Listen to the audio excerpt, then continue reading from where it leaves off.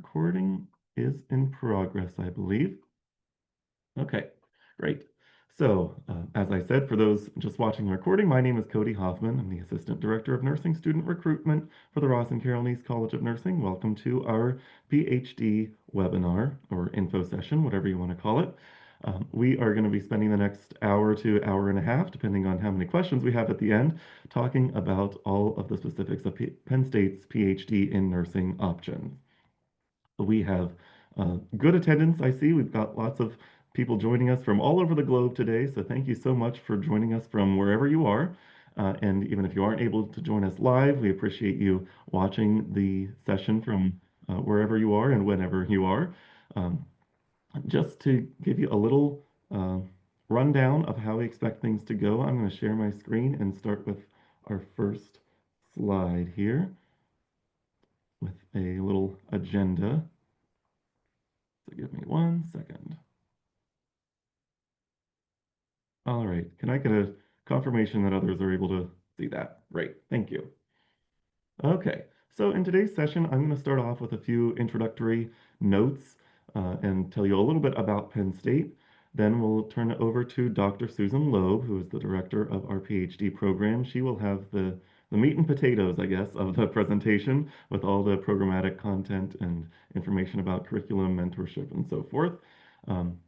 And then we are going to turn things over to Dr. Marie Boltz, who is our Associate Dean for Research and Innovation. She'll be talking a little about what the research enterprise of the Ross and Carol Neese College of Nursing looks like and how PhD students fit into that. Then we will introduce our student panelists. So we have 4 current PhD students joining us this morning, and they will tell you a little about themselves and the work that they're doing. And then we will hear from our attendees, any questions and answers that we can fit in for the rest of our time. Hopefully we'll be able to get through them all and be able to answer any questions that you might have for either the faculty or panelists or me as a staff member. There probably won't have as many for me, but if you do have any, we are happy to answer whatever those might be. All right, so just to share a little about what we do, who we are at Penn State Ross and Carol Neese College of Nursing. Our PhD program is a research-intensive degree program where students are prepared to become nurse scientists, working at the highest levels of the profession.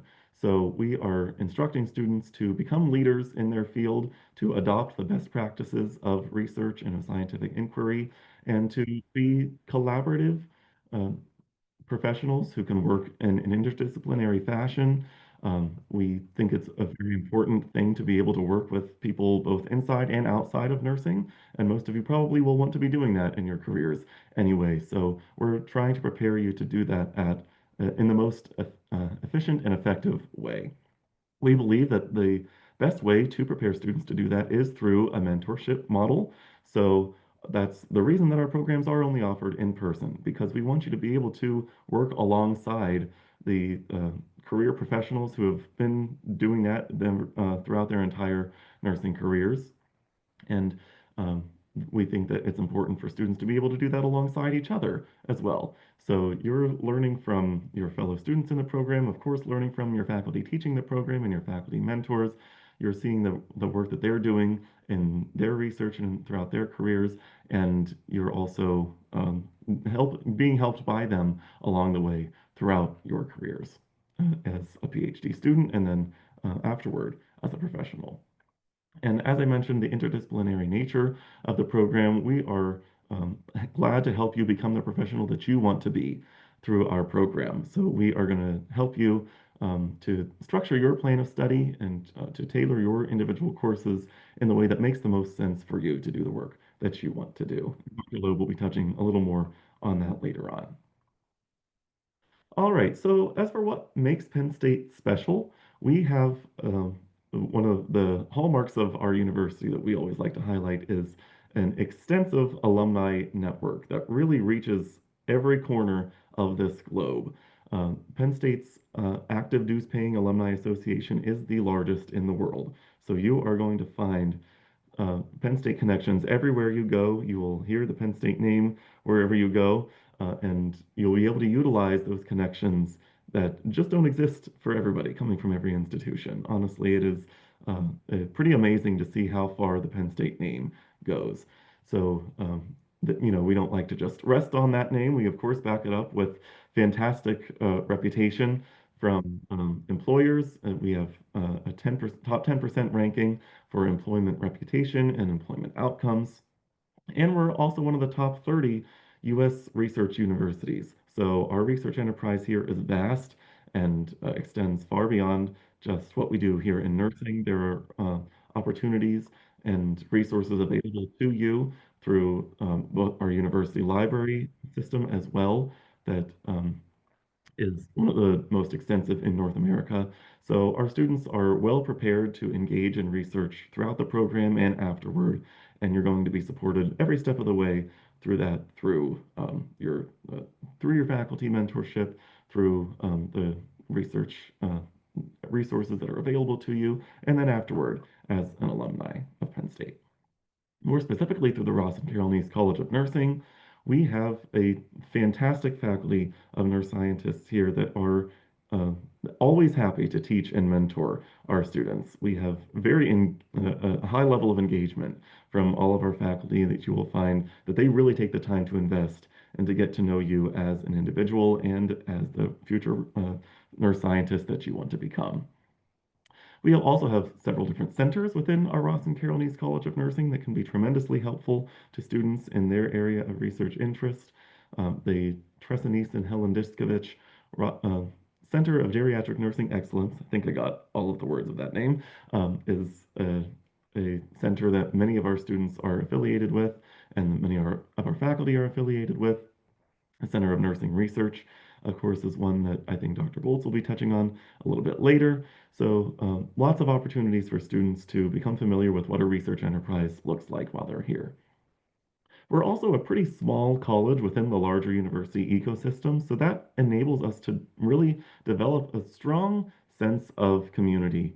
And it really does feel like a family. And, sometimes people throw that word around, but I think it's true for us here in nursing. We have the ability to get to know each other really well and to invest in the students and to make you feel like you are a part of this community.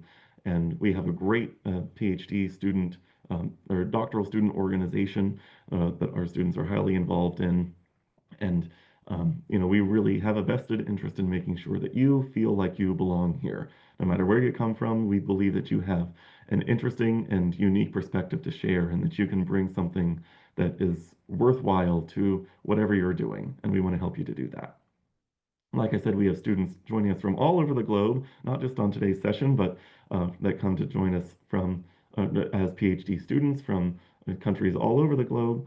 And you can be assured that your unique perspective, like I said, is going to be valued and treasured here.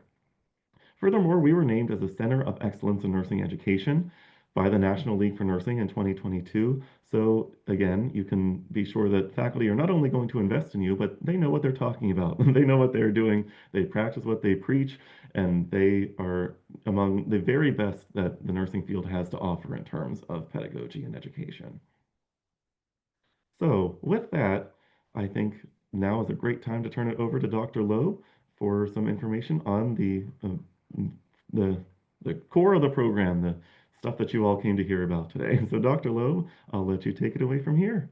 Thank you so much, Cody, and thank you so much for the great introduction. And I appreciate each and every one of you coming today. Amongst the folks who are thinking of applying or are already in the process of applying, excited to have so much participation today. And I see some familiar names, both from emails and Zoom meetings that I might have had over the past couple of months. So welcome. Just want to give you a snapshot of our Doctor of Philosophy or PhD in Nursing program. We have a BSN to PhD track, which many people ask about. So students are able to go directly from the baccalaureate degree to the PhD. Typically, we'll encourage students that are fresh out of the PhD, if you can, to work over that summer in between, but it is not mandatory. It just helps to get you grounded in practice and be a little bit more prepared for class discussions and things. But we work with you and meet you where you are when you come into the program. And we're very excited to do that. And a benefit of the BSN to PhD is that upon graduation, and if you choose to do a postdoc because you're going to hope to work at a research intensive institution, or if you go into a more teaching focused institution, we'll have you amongst our colleagues and faculty for a much longer time. And so that's a real benefit to the profession, since in the US our faculty are aging, and so we need a lot more new faculty emerging to fill those ranks. Historically, our program has been largely MSN to PhD students, and that program includes a variety. Typically, our BSN to PhD are full-time students, but not always. Our MSN to PhD students are a mix. Many are full-time students, but there are some who are practicing professionals. For example, right now we have a MSN to PhD student who works full-time as a certified nurse midwife. We have another who's a full-time faculty at Penn State and pursuing her terminal degree at the same time. One thing I don't have listed on here is that we do have part-time and full-time tracks, and I'll get into the particulars of those, but there are plans of study set up both for part-time and full-time engagement in the program.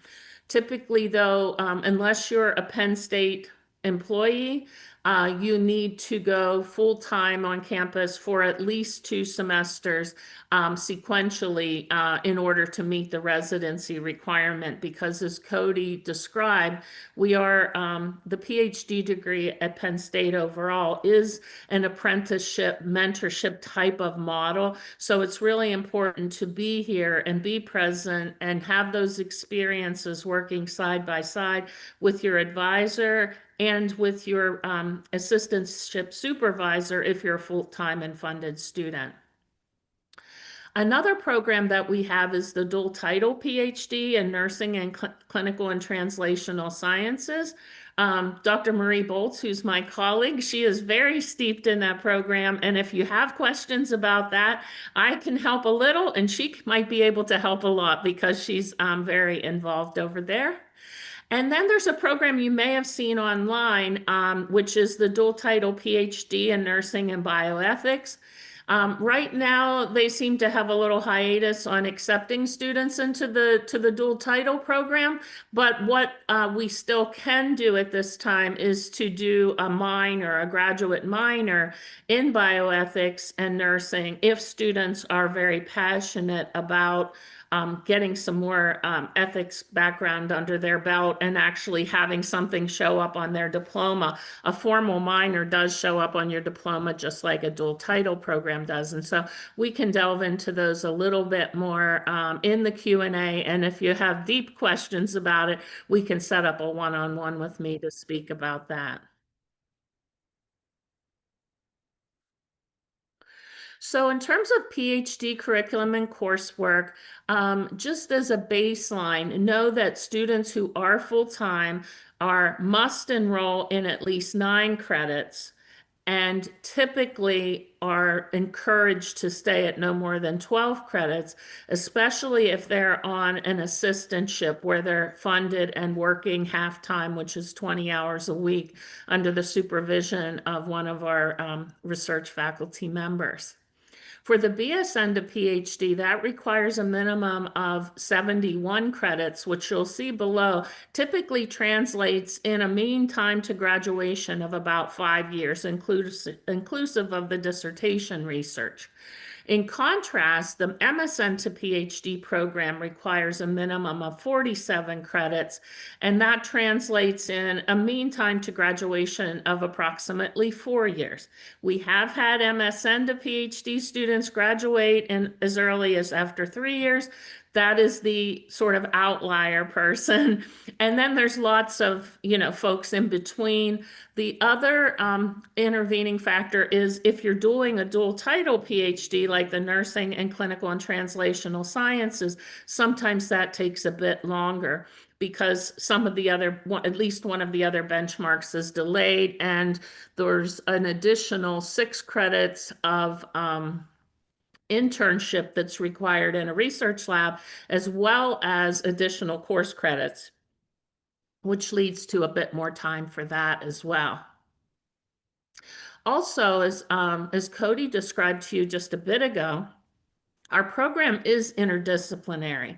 And in light of that, there's an array of courses that you might more commonly think of as electives, but we term them individual specialty courses because they're not just a random array of electives that pique your interest, but rather a focused selection of courses outside of the discipline of nursing that really help you to become specialized in a concentrated area of research interest and prepared to become an emerging scholar and expert in a special area of research and the like. And you work hand in glove with your advisor, and advisors are not matched and assigned until after a particular applicant is offered admission. But then they are assigned an advisor. Sometimes they have a team of 2 co-advisors, and then work with them for scheduling their courses every semester. And also, I play an integral role here because having been here for more than 2 decades and having served in this leadership role on 2 different occasions for multiple years, I have a pretty good grasp of the array of courses that are offered, or at least where to look for them. And so never, if you or apply and are offered admission and accept and come here, never hesitate to come to me because I'm always more than happy to help you and your advisor navigate and find other courses if you're hitting some roadblocks. So very happy to help there always. Let's see.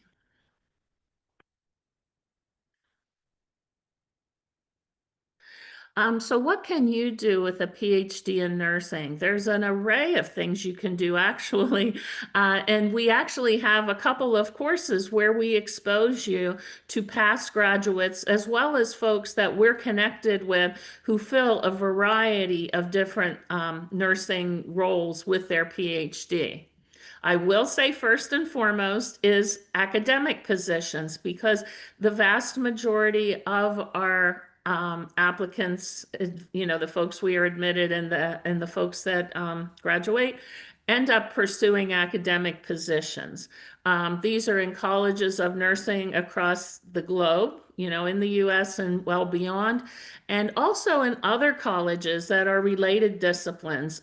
We have a good array of our past graduates actually serve as faculty in our own Penn State College of Medicine or have previously prior to retirement because we've been around now for about 26, 27 years.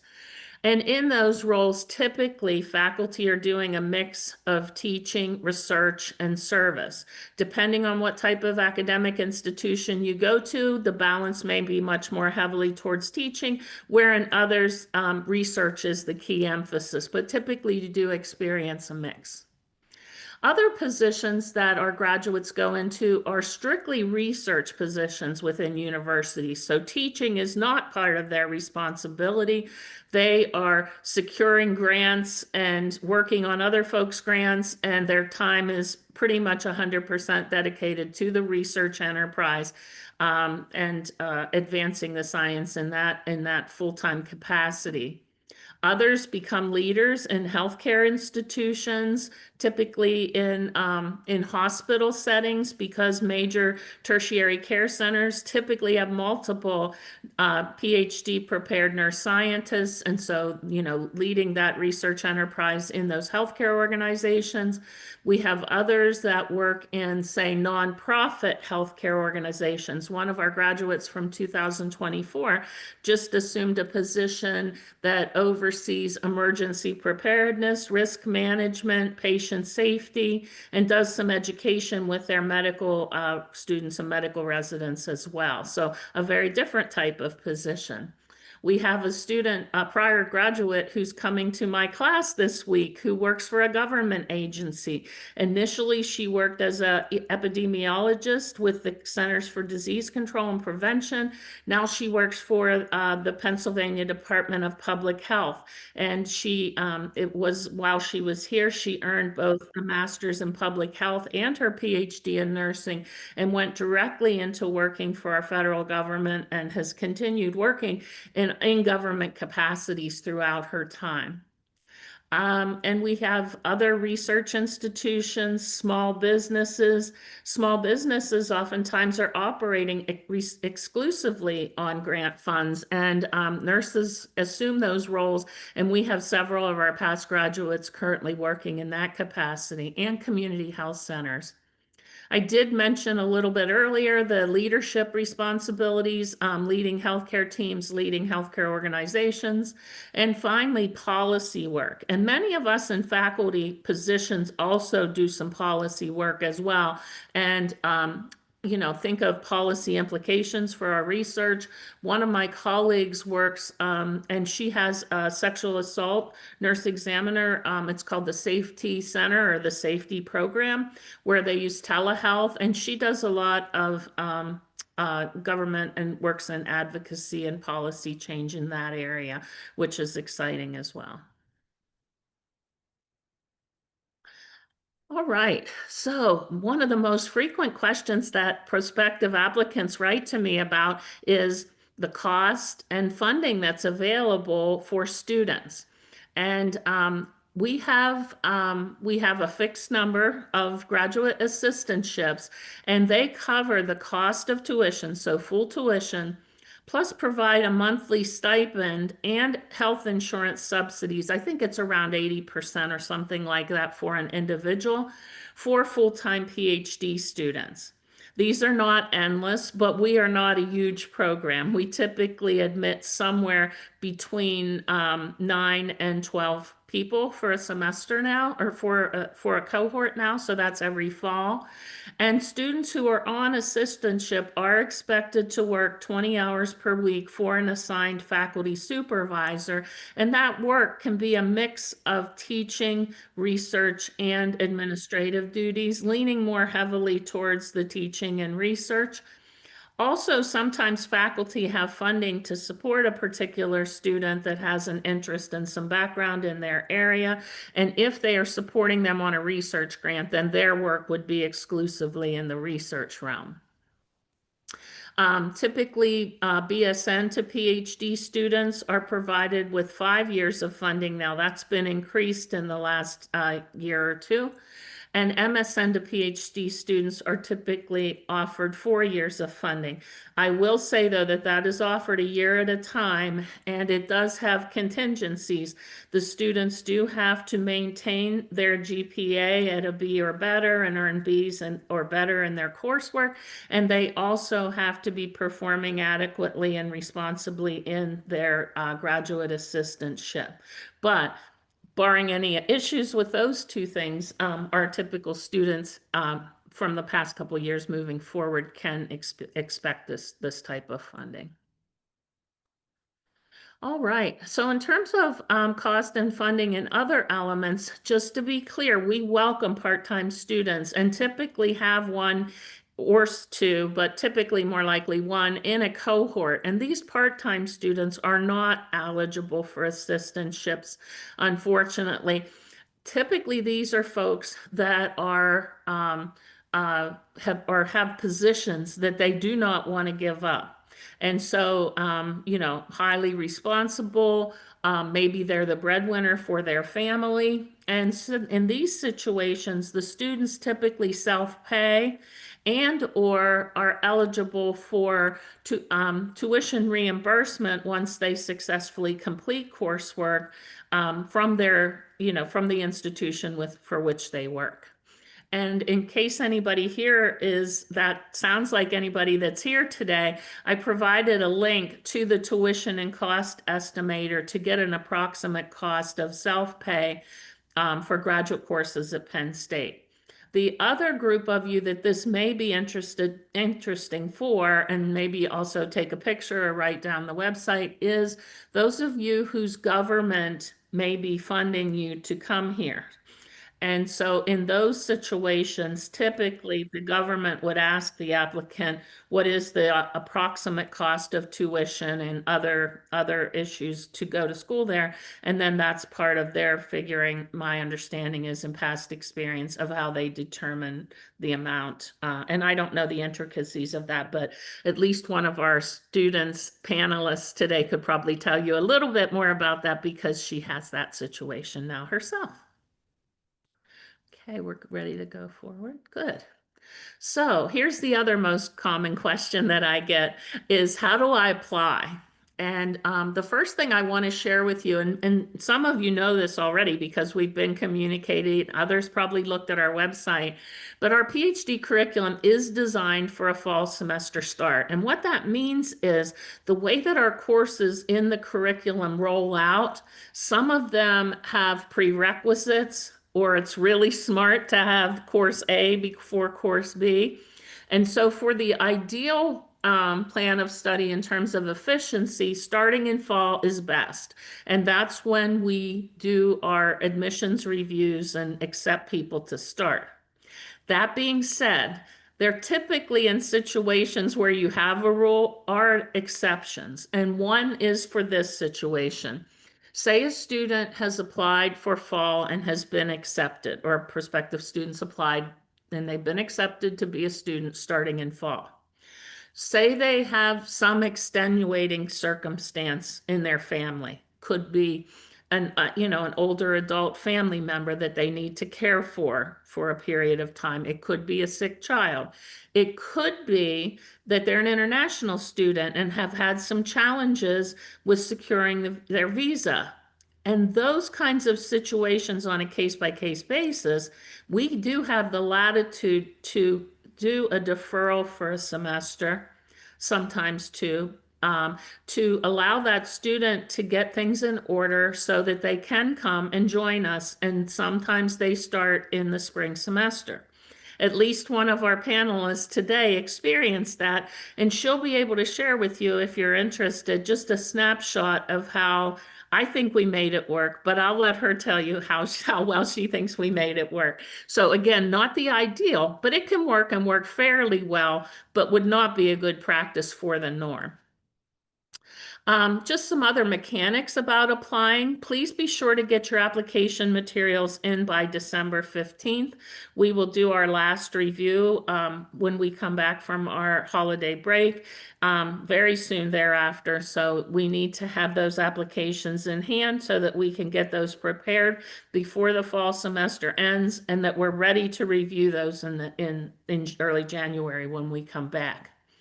All students must complete the Penn State Graduate School application. One thing that some folks sometimes do is start sending us individual documents, either myself or Cassidy Kasner, who's our graduate staff person that works most closely with the PhD program, and some of you may have met her already. While it's always fun to read about your accomplishments, really how we need to receive them is through our graduate school portal, because the graduate school vets everything, determines that we have what we need before Cassidy lets me know to convene our four-person admissions committee to review a set of applications. And so I did add the website there, as Cody said, we will be sharing these slides, and you can also snap a picture if you wish. Our application fee for U.S. degree-seeking applicants is $65, and it's slightly more for international applicants at $85, and we do not waive the application fees. That's another question that I commonly get, so I did put that on the slide. All right, so some other things, and if you've already explored the website, you may know this already, but I'm sure we have at least a few people here who haven't had the opportunity yet, which is totally expected. And so just want to run through these with you as a reminder or as a first time to hear it. You need three references, and these need to be professional references, not personal references. These are expected to be a mix of folks like prior professors, and I'll give you a caveat with that. If you've been out of school more than 5 years and don't have haven't been able to maintain contact with your prior professor, maybe they've retired, maybe they've passed away, maybe they've moved to another institution and you've lost touch, that's okay. Because that's to be, not unusual over time. Others may still be in touch and be able to use them because they've continued on in a professional relationship or with their mentorship, connection. But we typically do prefer to have a mix of prior professors and professional supervisors. Those professional supervisors ideally would be nurses, but there are situations where perhaps an applicant works in an endoscopy lab or something where their supervising person is a physician, and that's okay. Just don't want folks to get the misimpression that it would be better to have a physician than a nursing supervisor. We'd far rather have that nursing perspective if possible. And then and then I had already told you about the coursework in the last 5 years. We ask that at least one reference be an academic one, be it an advisor or a faculty member. There's a statement of purpose, and think of this like a goal statement. Some of the highlights that I give folks when they sit down to craft this is tell your story and tell it professionally. But some of the things to hit on, and not necessarily in this order, are your background as a nurse. As well, your area of research interest and why. And hopefully your story's pretty logical. Also, why you're choosing to pursue a PhD and become a nurse scientist is important for us to know. And the other thing is, why Penn State? Of all the other PhD programs across the US and around the globe, why is it? What's drawn you to us? Another common question I get is, do I need to reach out to faculty ahead of time to ask them if I can work with them? I would say certainly you're free to reach out to anyone you see that might be a good match, but most of them will send you on to me. So what I would say is, feel free to do that, but they're not going to be able to commit because for the most part, they're not on the admissions committee. The other reason is they wouldn't see the full array of applicants. The other reason is that we're the admissions committee is the one that sees your full application and would be making those decisions. And then only after someone goes through that initial review process, and then then we will go down to a narrower group that we invite for interviews via Zoom. And then is when we choose who we're going to offer admission to. Once folks are admitted and accept admission, that's when we do matching and assign advisors and the like. So that's our process there. But what is smart to do, and this is probably the most important thing about everything I've just said, is it's important that you do your homework and look through our faculty researchers list on the website and identify one or two people who seem like they might be a good match for you, and then articulate in a sentence maybe why you believe they could be a good match for you. Again, it shows you've done your homework, helps you to craft this logical story of where you've been, what kind of nursing experiences you've had, what have led them to your area of research interest, and who it might be at Penn State that you would think would be good to work with. And then other two things are a scholarly writing sample, and we get a variety of things here, but not a PowerPoint presentation or a one page proposal. This is a fully fleshed out paper. It could be a published or unpublished scientific paper. If it is, whatever it is, you should be the primary author or sole author of it. So it could be a thesis or a term paper. It could also be a manuscript you published with other people, but you should have been the prime, first author on that paper. And then your curriculum vitae, which would detail your experiences, education, and all those sorts of things. Other things that are part of that application process that you submit to the Fox Grad School is a copy of your official transcripts from each institution of higher education you attended. So if you attended a school and just took a course or two, we need to see those too. A cumulative GPA of 3.5 or higher for your BSN degree or MSN degree is what our standard is. If you are a student applicant who needs to do an English as second language proficiency exam, we do accept either the IELTS or the TOEFL. Do know that being an international student does not automatically mean that you have to do one of these two tests.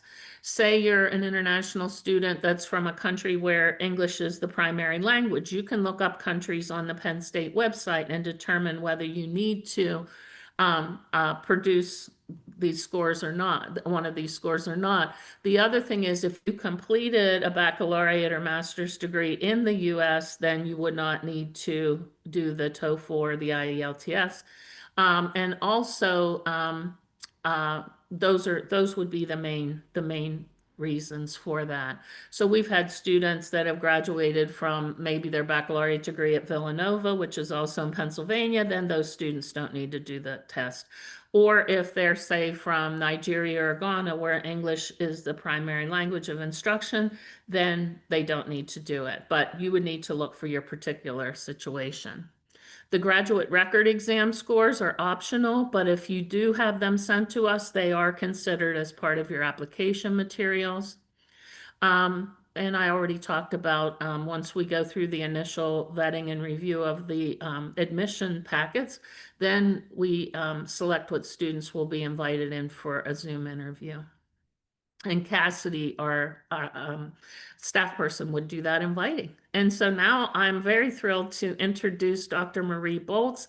She has some slides and will be offering remarks on research at Penn State. So Marie, please take it away. Great. Thank you, Dr. Loeb, and thank you for inviting me here today. I'm really thrilled to be here with these new emerging scholars. I have faith that you're all going to take some journey in advancing nursing science, if not at Penn State, somewhere else, or maybe in a different capacity. But I'm very thrilled to be here. Thank you, Cody, for organizing us. And for those of you who are here today, welcome.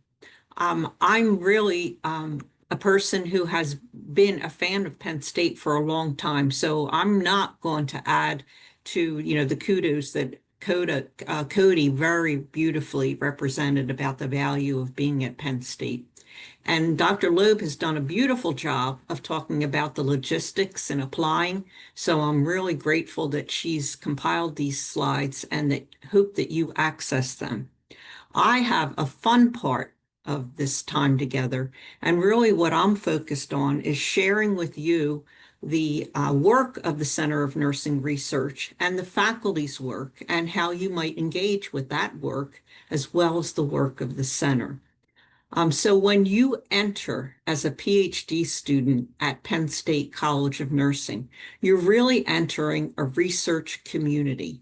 And that community is comprised of PhD students, master students, undergraduate students, so lots of students, as well as our faculty and our external networks of faculty, including at our Center for Translational Science Institute and faculty across the broader university, so psychologists, sociologists, other faculty who might be on dissertation committees. So you're really entering a community.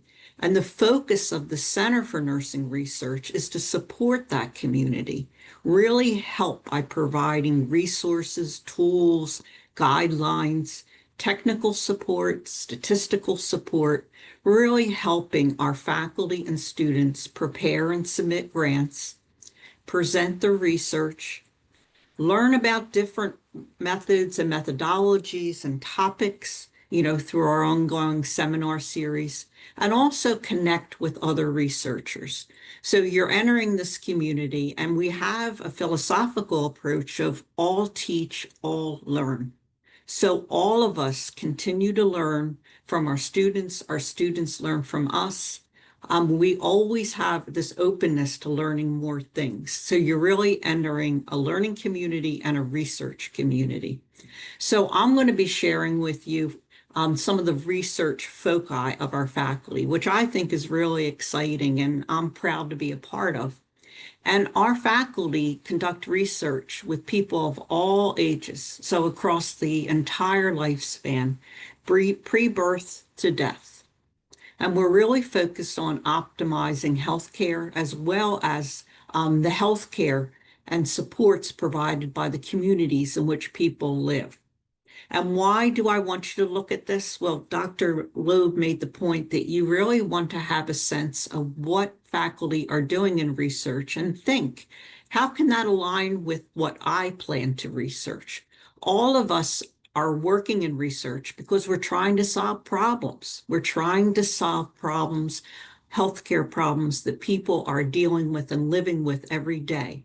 So I want you to think about, based upon your clinical practice or your practice as an educator or an administrator, what is the problem that I like to address? What do I want to learn more about this problem?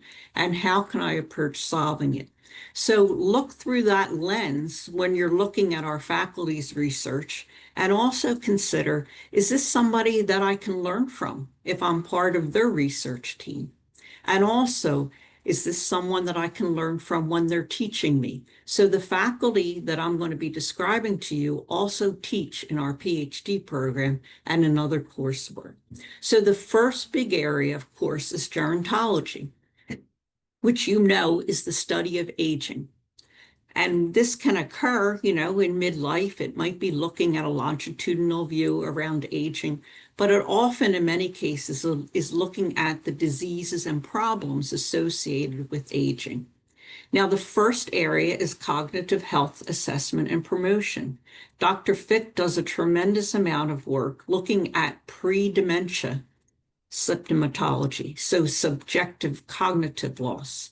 And Dr. Fick works with Dr. Balthasar in terms of identifying some of the precursors, including sleep, that are associated with dementia. We also have robust work looking at interventions for dementia and delirium. We expand that in terms of looking at how to build age-friendly health systems and dementia-friendly health systems. So models of care, ways of doing things within hospitals and other agencies, as well as within the community. And also, how do we support family caregivers, helping them to be effective and also helping them to preserve and optimize quality of life themselves. And we also are working on measurement development. So I've listed here faculty in these areas that you can delve into, look at the website, also dabble into their publications, which are listed. Next slide, please. So we have researchers who are working in palliative and end-of-life care. Our leader in this is Dr. Loeb, who has done a tremendous amount of work helping people cope and manage with life-limiting conditions, including within prisons and other settings. She is a collaborator with Dr. Kit Lewis. So take a look at their work. Next slide. So we have a pretty extensive dossier, if you will, around health promotion and disease prevention. Dr. Hill and Balthasar are concerned with brain health, how physical activity, how sleep, how one's views on aging, so combating ageism, also one's views on their own cognition influence their health. Ethics, the lead in that is Dr. Axon, who was looking at ethical ways of assessing people and integrating them within research. Infection control and prevention is led by Dr. Exton, who is an epidemiologist, not a nurse, but looks at these problems through a nursing lens. On maternal health, rural health, Dr. Kolakowski is concerned with farmers dealing with depression. Tobacco use policies. Dr. Azagba has led initiatives to look at how policy impacts tobacco and subsequent health. And substance use and disorders is an emerging and growing area. And I've listed these researchers. And we have two fairly new students who have joined this research core. So very fascinating work. Next slide. Innovative models of care and teaching. So this group of researchers are really looking at how to take research and translate it into the practice setting. So Dr. Miyamoto runs the Safety Center, which is really focused on training nurses and integrating practices around detecting child maltreatment through telehealth in emergency room settings. And that's across the state of Pennsylvania, this is happening. And it's also now entering other states throughout the nation. So it's really a national model, and it's won awards from the American Academy of Nursing. Dr. Zhao is looking at the environment and how to make environments not only safe, but help people feel, that they're functional and be engaged in activities that are meaningful with them. We're also looking at direct care workers and how to recruit them and train them and support them and do that with evidence. We're looking at improving the critical care environment. Dr. Pandian is working on tracheostomy care, for example. Dr. Hockenberry and Burrell are working with how to communicate the wishes and needs of critical care patients and how to represent their thoughts. Technology and teaching is a big area, simulation lab and the use of virtual reality, and again, telehealth and digital nursing care. Next slide. So how can you be involved in these ventures? First of all, your PhD dissertations. The faculty that I've shared with you would be involved in your committee work, either as an advisor and or chair of a committee. They also could be community members. And CNR works with Dr. Loeb to help coordinate that and also support your work, your posters, your presentations, practicing for those, and also supporting on conference travel and registration as we're able to financially. So we do give a stipend for conference travel and registration for those students who are presenting. Also, we really invite you to participate in faculty projects and their research, either as a research assistant, a graduate assistant, or sometimes even a nurse interventionist. We want you to attend our seminar series if you're accepted. So we have a series of, presentations, you would call them, mostly focused on methodology. So this year they're focused on things such as hierarchical linear modeling, also grounded theory for qualitative research, also topical issues, including research ethics. We conduct mock grant reviews in the CNR, where a researcher submits their proposal that is going out for review, and we convene a group of faculty members who review that and provide feedback in terms of, is it significant? Is the approach methodologically sound? Is the research team able to conduct this research? This is really an exciting opportunity for a student and a junior faculty member to be engaged in research and to learn. We also invite you to attend job talks. We work with the search committee in terms of bringing in prospective faculty who are applying and interviewing and are giving a talk on their research and also their teaching. And really, we find students can learn a lot from that. I always say you should plan your job talk as a PhD student. You should be thinking ahead. How is my work going to be represented when I go to apply for a job? And how can I build on my dissertation work and my work as a graduate assistant as foundational and say, these are my next steps if I join the faculty in this institution. Next slide. So I'm here to say, this is what our faculty are doing. Please look at our work, consider our work, see if it aligns or maybe it doesn't align. But no matter what the outcome is, I wish you the best on your journey. This is an exciting time for you.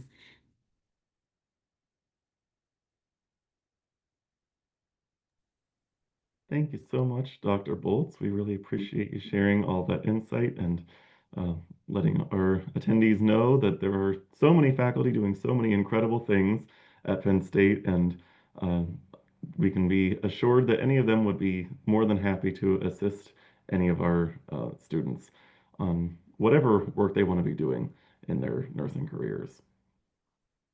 Okay, now we have our student panelists that we'd like to introduce. We have four current PhD students joining us today, so we're going to ask each of them to get their video on, and we'll have you unmute and just talk briefly about the work that you've been doing as a PhD student. Talk a little about your background in nursing and what drew you to Penn State? What made you decide that this was the right place for you? And anything else that you might want to share with attendees as well.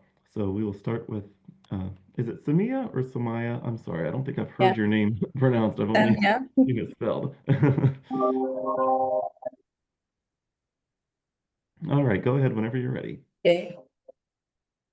So, hello everyone. My name is Samia Al Hadrami. I am originally from Oman. I'm really happy to be here today as a first year PhD student in the Rose and Carol Nees College of Nursing. And as Dr. Lubshi said, I am one of the kids who started in springtime, and this is my second semester here as a PhD student. Professionally, I have worked as a nurse educator, and I have a background of clinical experience in intensive care unit. And those experiences have strongly shaped my passion for research and pursuing my PhD here in Penn State. Teaching future nurses and having a background of caring for critically ill patients have helped me to deeply understand how family dynamics and emotional stress affect the family caregivers. So my current research focuses on the challenges faced by family caregivers, particularly those for older adults who are caring for older adults with dementia in Oman. I'm specifically interested on social cultural expectation, family roles, social support system that influence caregivers' stress and overall well-being. Through this work, I aim to develop like culturally and responsive sustainable interventions that strengthen and support the family caregivers and improve the quality of life for both the caregivers and the care recipients. So I'm now based in Pennsylvania State College with my family, and it's been really a wonderful experience joining such a diverse and supportive community here at Penn State. So if you have any questions about the student's life or transition to PhD program, I would be happy to share my experience. Thank you. Thank you so much, Samia. All right, Mani J. Uh, Hello everyone. I'm so excited to be here. My name is Manija. I'm originally from Iran, and this is my second PhD student, second year PhD student here at Penn State.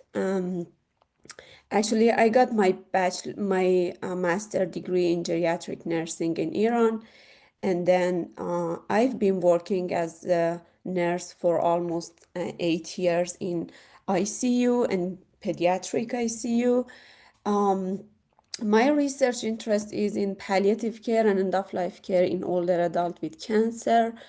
Um, Actually, I choose Penn State because of its strong emphasis on interdisciplinary research, the opportunity to work with experienced faculty whose interests align with mine, and specifically the supportive environment for developing both academic and professional excellence here.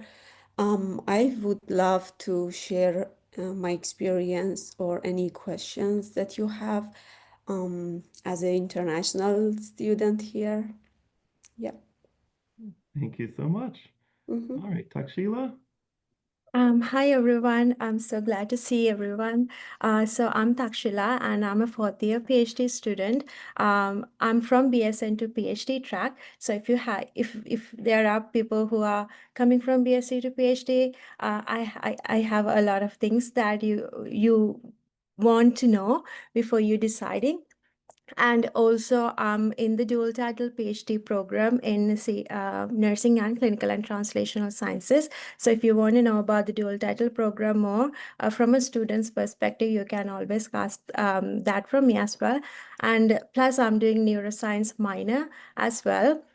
So there are minor programs that you can take. So I'm taking neuroscience. So I can talk about that as well if you have any more questions about that. So I'm originally from Sri Lanka, and I did my bachelor's from there. And then shortly after my bachelor's, I joined as a research assistant back in Sri Lanka doing research. So at that time, I realized that I really like research, and I want to uh, do my career. I mean, not that I don't like clinicals, but I figured out that I like the academia or the research more than I enjoyed clinicals. So that's why I decided to do a PhD just after doing my bachelor's.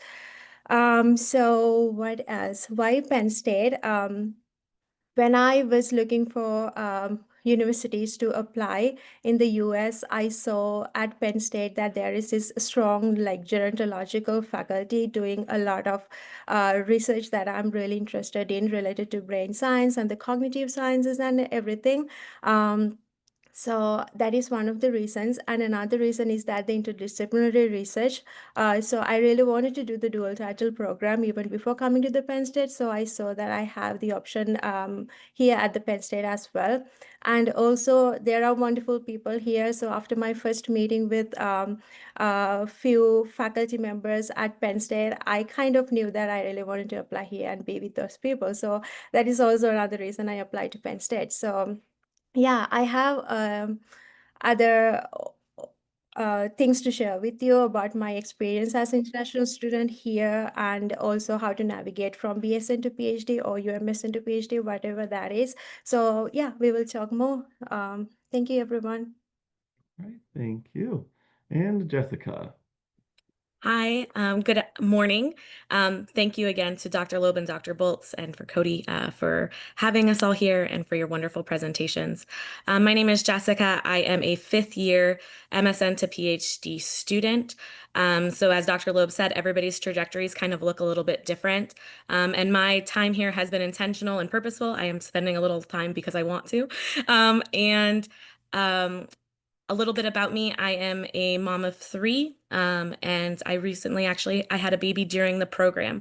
So any questions on balancing family and school and work? I've been doing it for a while now and have a lot of experience in that. So it can be done, even being a busy mom. About why I chose Penn State. I don't know if Dr. Loeb touched on this, but you can attend at both UP or at Hershey. I actually attend at Hershey, Pennsylvania's campus, and I chose this area because I had family in the area. So we moved here from Phoenix, Arizona, after I completed my master's degree at University of Arizona. Another kind of unique thing about me is I actually started my PhD before I even took my NCLEX. So I finished my master's, an accelerated master's program, and moved here and began my PhD immediately and ended up taking my NCLEX in December. So I didn't have a clinical nursing background before I started my PhD. And some people may say, how has that fared? I've been fine because research is very different and it's a great sphere. And I've been able to, on the side, as I worked and learned to develop some clinical skills. But my focus really is on research and teaching. And I haven't ever felt like pulled or conflicted because of that. So that, some other people maybe don't have a lot of clinical experience, I can also speak to that as well. My research focus is on family caregivers, specifically parents of adult children with profound autism. So if you went through what Dr. Boltz kind of said, we don't really have anybody studying autism, and you're like, where did that kind of fit in? But I wanted to take a second also to say that maybe you have a research interest that doesn't directly, or you can't see the direct connection with what Dr. Boltz presented today. And I'm here to say that there are so many ways to look at how to find mentors and faculty supporters within the College of Nursing and outside of it in the broader Penn State landscape to support your research interests. If you just kind of think a little more broadly. So for example, I still study family caregivers, and Dr. Boltz and many other faculty do as well. I'm just flipping that script and looking at more at parents versus children taking care of older adults. I also have been able to use that and leverage interdisciplinary knowledge and education here. And I have one of my mentors who's actually in the communication science disorders. She's an SLP and a speech and language pathologist and studies autism and other disabilities. And so I've been able to have her as part of my committee, even though she's not directly in the College of Nursing. And then also look at methods, people who maybe have methods that align with things you want to do. Dr. Kimberly Van Heetsma is on my committee, and she does mixed methods research and actually teaches the mixed methods course. And so there's ways to kind of look at the faculty that might be of interest of you that maybe aren't just what you see as like directly related to what you want to do, but if you look more broadly, that there's a lot to learn. And then the beauty of it is you kind of also get to see these different perspectives as well. And kind of broaden your own scope and your own horizons, and they can introduce and ask questions that you wouldn't have thought about because they're bringing in these other areas that they're knowledgeable in.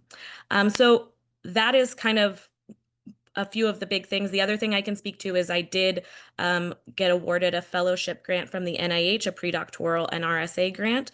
And I had amazing support from Penn State College of Nursing in order to receive that. And I'm honored to have been able to say that, you know, it was from all of the support that I had. So if you're interested in how to receive external grant funding and stuff like that, I can speak a little to that.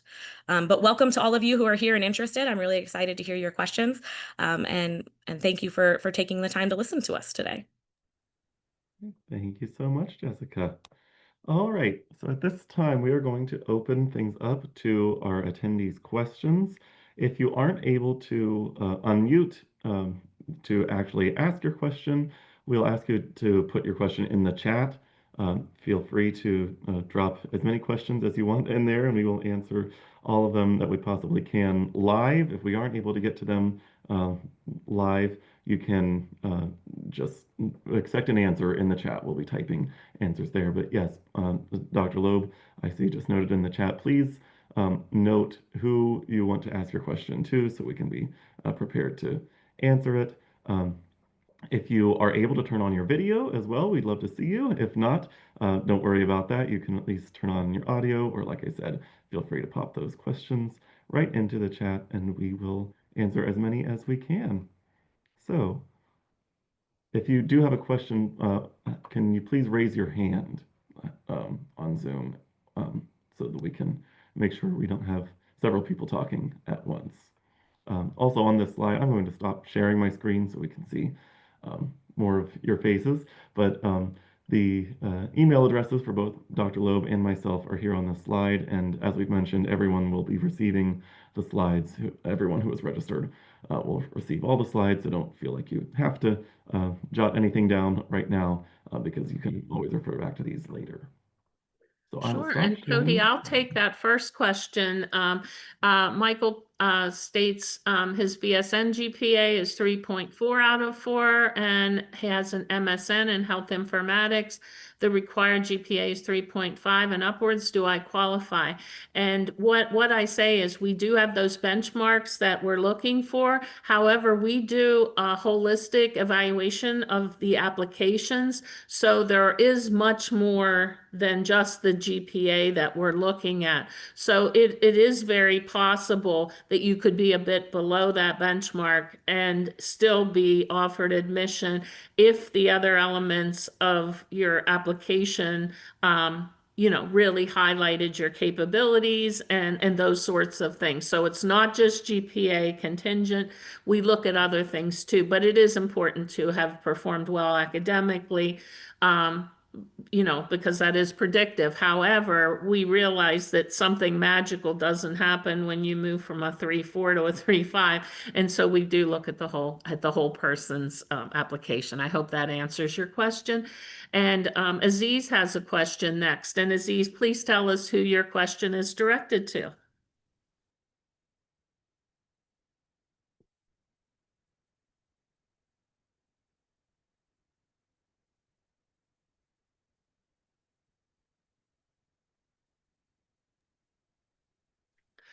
Not sure you got your whole question in there. Cody, are you able to scroll or see more than I'm able to see?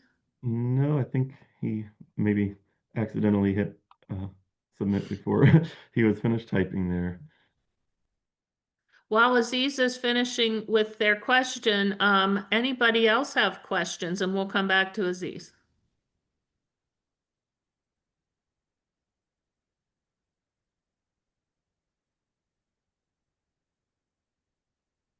And don't be shy. All questions are good questions if you don't know the answer, and there's probably someone else. I see Michael has a question. Michael, please take it away.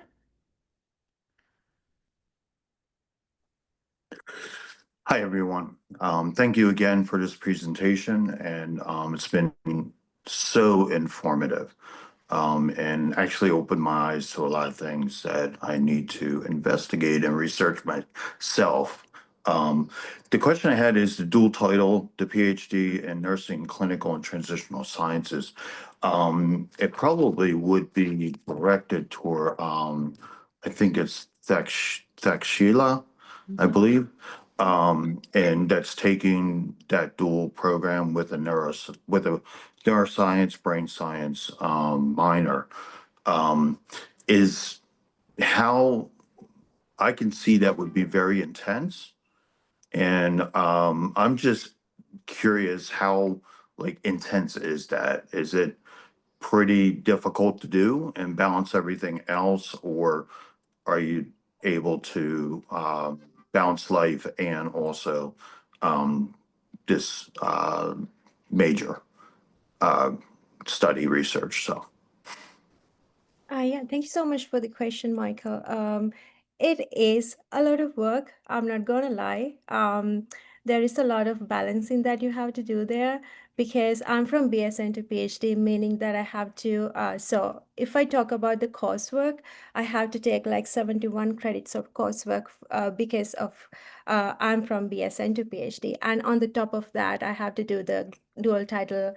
I have to do the CTS, like the clinical and translational sciences coursework as well, plus the internship as well. And also there comes the neuroscience part of to it as well. So one of the things is that when you are doing a dual title PhD, you can always double count the credits, meaning that you can double count up to 12 credits.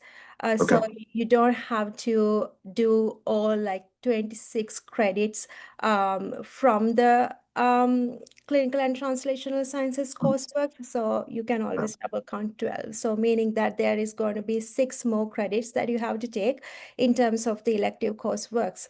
And plus you have to do a internship as well.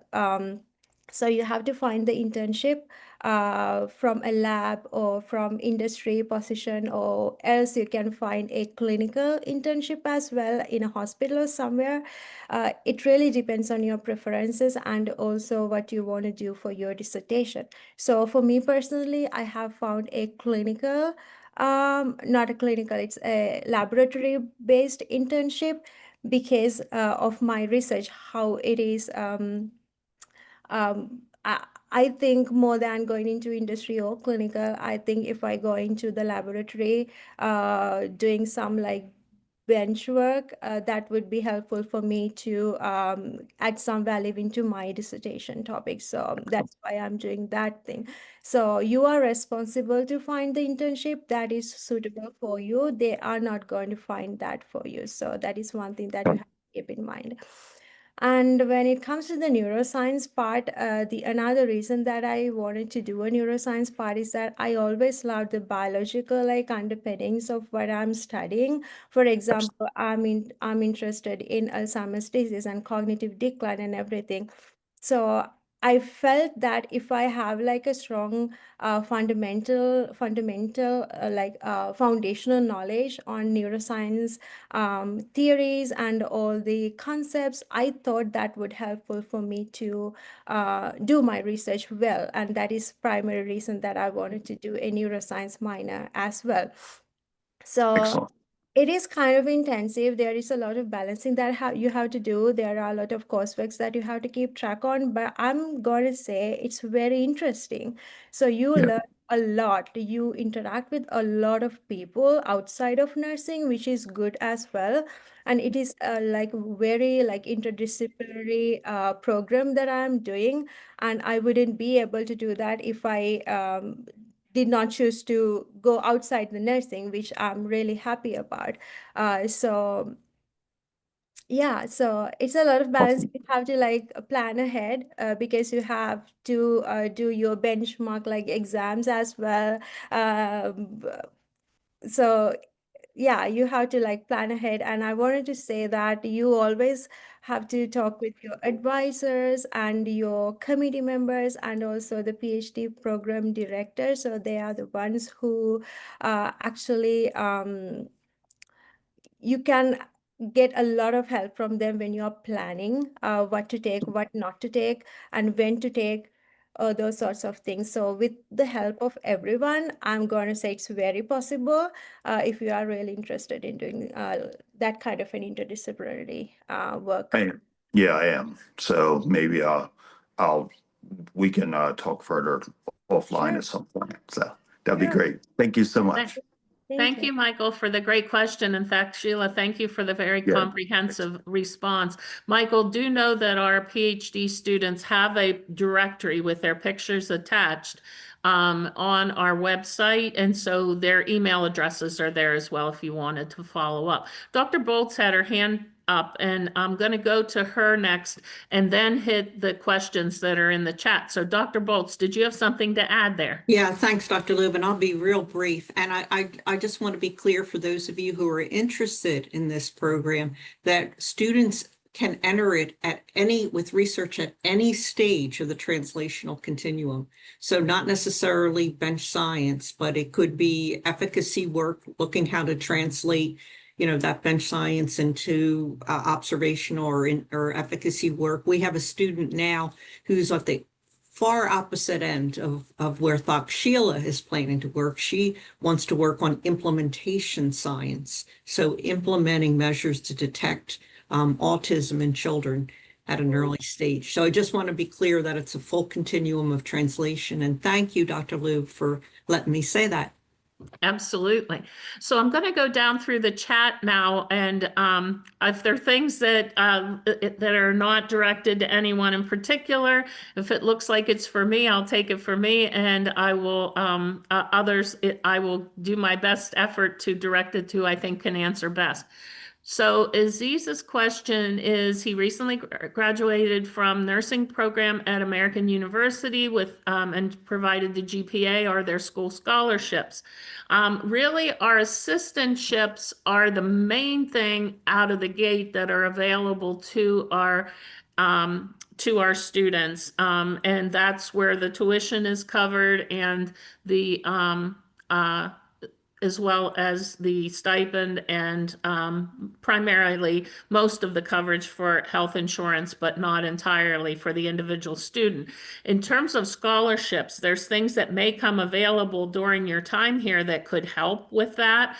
The big contingent is some things are available only to certain student populations. So we have a Bunton Waller Award that must be a minority student from the US, and they have specific minority populations that they're focused on, which are American Indians, African Americans, and Hispanics that are US citizens. Then there's other ones that are strictly for domestic students, which would count all of those students and other students. And then there's other opportunities that are available to international students as well.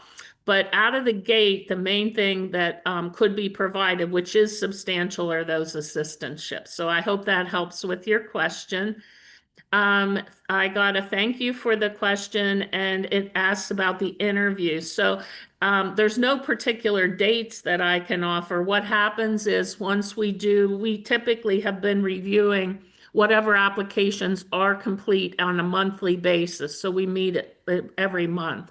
And so we'll decide who's moving on to the interview at that time. There may be some folks that may be moved on to the interview later. There may be some applicants that are released at that time from further consideration. And then depending on who is moved on at that time, then Cassidy works with them to schedule the interviews. And that is at a mutually agreeable time. So we always look at time zones where students are coming from. And typically, if someone is far away, then we will aim for the time of day that would be a reasonable time for them. So we're not having people up in the middle of the night or the late hours or 5 o'clock in the morning for interviews. So we're mindful of that. And then when can the 4 faculty committee meet? So hopefully that answers that question. The next question asks if there is an age limit for offering admission. No, we don't talk about age or look at age, so there's no limits there. And now I'll open it up to the group. Oh, wait, here's another one. Awesome. Hi, everyone. Shika is a nurse educator, has her BSN and MSN from Villanova, and she is 45 years old. Is she eligible for the PhD? Yes, again, good question, and we do not put any age limitations on. I do know that certain government funding opportunities from international other countries sometimes have a cutoff of 45 years, but that's for that government. We don't look at age as a criterion for admission. So great question. Another question is, and since you have 2 degrees from Villanova, even if you're an international student, you would not need to have the TOEFL or the IELTS since you had completed at least 1 US degree. Olawatosin inquires, thanked us for the presentation and said, at what point during the program is the NCLEX taken? Currently for U.S. applicants, we do require the NCLEX, but for domestic applicants, we do not, and that decision rests on them. If they are planning to go back and work in their home country, there's no reason for us to require you to, go to the expense and time of preparing for the NCLEX when when you're not planning to stay here. However, if you are planning to stay here, I would strongly suggest that you do sit for it while you're here in school because it will be far easier to secure a postdoc and could be a barrier to getting one, but we have had students get a postdoc without the NCLEX. A job would be very, very difficult, if not impossible, in a nursing education situation, because if you are a nurse, they will expect that you have a nursing degree. If you're an epidemiologist, they won't. But so taking it during your time here at Penn State would be wise. Fernanda says she has a question about the Duolingo English test for undergrad applicants. I have not seen that approved for graduate students. That's something, if you would follow up with me with an email, Fernanda, I would want to look into that before I gave you a definitive no, but I had not heard of it being acceptable for graduate students. If if Cody or Marie knows different, please say so, but I have not heard that. Yeah, I've not heard anything about it being approved for graduate students either, so I assume that it would only be the IELTS or TOEFL that would be acceptable.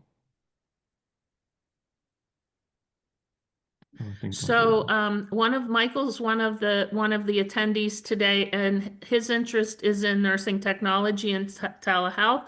He's done a systematic review in telemedicine in sickle cell care, global equity, presented at a conference, working on developing a predictive model for geriatric tuberculosis treatment relapse. Can I continue the extended version for the systematic review that I presented at Penn State for my PhD? If you're the primary author of it, Michael, that certainly would be an appropriate writing sample for you to include for your writing sample for the application. So great question. And next is Perkilier, and she's thanking all of us speakers, all the students, Dr. Boltz, myself, and Cody. Thank you. A quick question. How flexible is the program in allowing students to refine or shift their research as they approach? And she's thanking Jessica for speaking a bit about this, but you'd like me to elaborate further?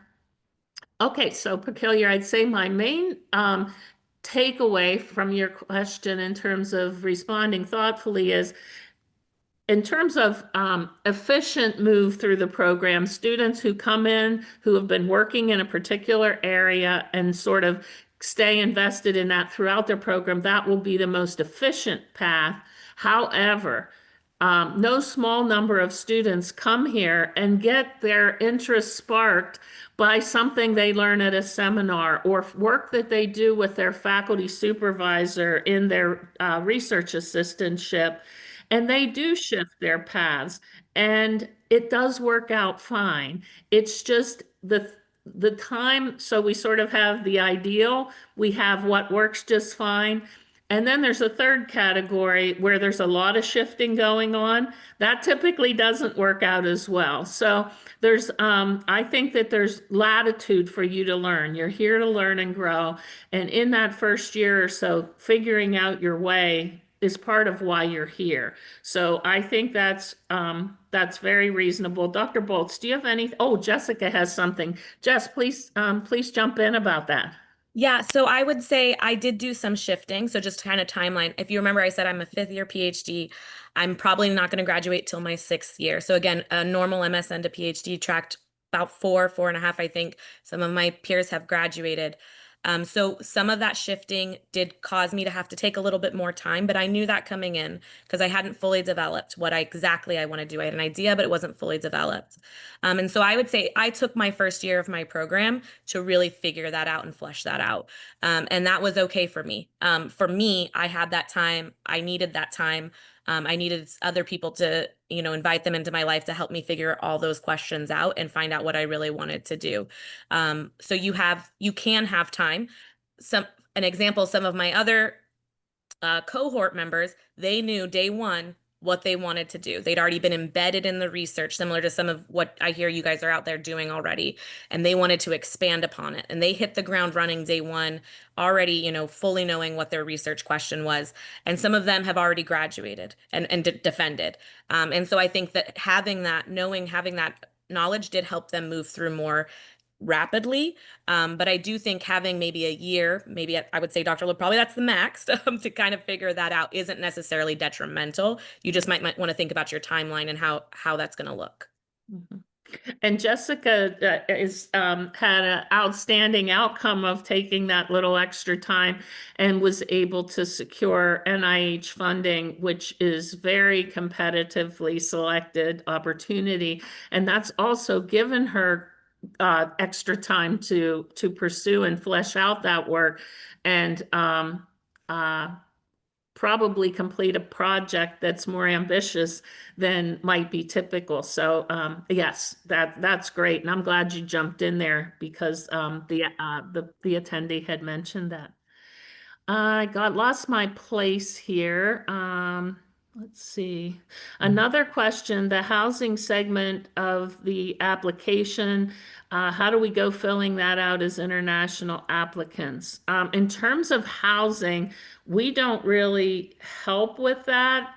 There are resources probably that Cassidy could send you, like information on companies. Cody, do you know much about housing? And if not, I'm going to go to one of the students who lives here in State College for that question. Yeah, I personally don't know if like Cassidy has resources that we send to students, but maybe Manija or Samia, if either of you have insight on what you've done in securing housing when you moved here. Manisha, do you want to take that one? Yeah. Actually, there are a lot of websites that we can search prior to coming here. I myself Google and ask some of the, email the ASA, who was my senior. So we can easily search different type of housing, like companies or office that they can offer different type of, like based on the preference, 1 bedroom, 2 bedroom, or 3 bedroom, whenever you would like. And specifically in a state college, it's very common because it's a college actually city, so it's very common that you can find easily the housing based on the budget and preference. I think if you have any specific questions or if you would like to give more information in the website, in those companies or website, I can share with you different type of housing which are available here at State College. Excellent, excellent. Thank you, Manisha. welcome. And thanks for the great question. I'm sure others were thinking that. Maxwell asks, he as a Ghanaian student, does he need to take the IELTS or TOEFL? And we have multiple students from Ghana, and they did not need to take the TOEFL. So at this time, the answer is no. So if you apply this fall, then that is it's not something that you will need to submit. And Morgan kindly shared the grad student directory website with you in the chat. And when you go there, make sure you click on PhD students because we have 31 PhD students, but there's probably 100 DMP students and you don't want to sort and sift through all them. So just make sure you hit that button for the PhD. And thank you, Morgan. Thanks for your comment, Michael. Nusha, does Penn State offer any interdisciplinary programs on machine learning? Marie, I know you have to go in 2 minutes, but maybe you know about that. I do not know. I suspect the answer is yes, but I couldn't point to it. Do you know, Marie? Yeah, and you should look up Dr. Vida Abedi, Abedi, who is currently working with one of our PhD students on his dissertation that includes machine learning. Okay, thank you. Thanks, Marie. And if you want to just type that in the chat before you go, that would be awesome. And they're at Hershey, is that correct, Marie? Yeah, okay, good, good. Let's see. Cynthia has a question. She's from Ghana. She has a BSN in midwifery. Are you eligible to apply as an international student for the PhD program? Cynthia, what you certainly are eligible to apply. The glitch is if you wanted to stay in the US and work as faculty, my understanding from students who are familiar with international programs in midwifery, that does not translate to the US, and it also doesn't translate to you being able to apply for the NCLEX. So it might not be the best path for you, but you certainly could be apply and be considered. And if admitted, but you wouldn't, it would probably be difficult, I think, to get a faculty job in the US. Not saying you couldn't, but just giving you precautions for you to look into so that you can sort of play the long game and figure out if that's the best path for you. Okay. Let's see. How is the publication demand? How are students assessed for progression? We have benchmarks throughout our program, and if you get on our website, you'll see they start in the summer, fall of year 2. And we have written exams and oral exams throughout the program. We have the qualifying exam, which is early, then the comprehensive exam when you're done with coursework, the proposal defense once you have your dissertation proposal done, and then the final oral exam and completion of your dissertation at the end. So there's a variety of benchmarks. Some of these happen on a year, and then every year students complete an individual development plan where they set goals and then they're evaluated towards the end of each academic year. Also, in terms of publications, we would expect most all students have some publication or some more before graduation, but that's very individualized and it is not a requirement, but I'd be hard pressed to remember any students that didn't have any by the time of graduation, because that really sets you up for the next step in applying for a job or a postdoc. So you would be remiss almost not to be focusing on this, and your advisor would be talking with you about this. Also, and those publications can emerge from your coursework, from your work as a research assistant, and also from things you do outside of the class or your job. And finally, we do have a 3 manuscript dissertation option now. So some students opt for that route instead of the traditional dissertation. And that's another way to develop some publications that are submitted at least before you graduate. So I think I've covered that pretty good. And then thank you, Samia, for sharing the housing office manager for the apartment complex in State College. That's awesome. Thank you. Any assistance for international students to get visas? We do have an international student advising center. I believe I will let who haven't I called on yet? Samia, you've gone through this process rather recently. What assistance, if any, do you get from the university with visas? I don't know the answer to that. Yeah, Dr. Loeb. Actually, for the visa part, we finished the process of the visa from our country, and we were having assigned with an advisor from the ISA, the International Student Office.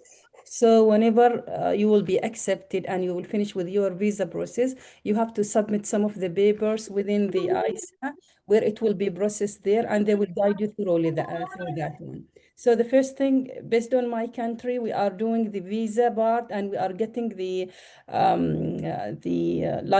confirmation that we are proceeding our study here in US, and we'll do the part from our side in my country, and then later on we have to submit that papers to the office, and they will process and they will guide through that one.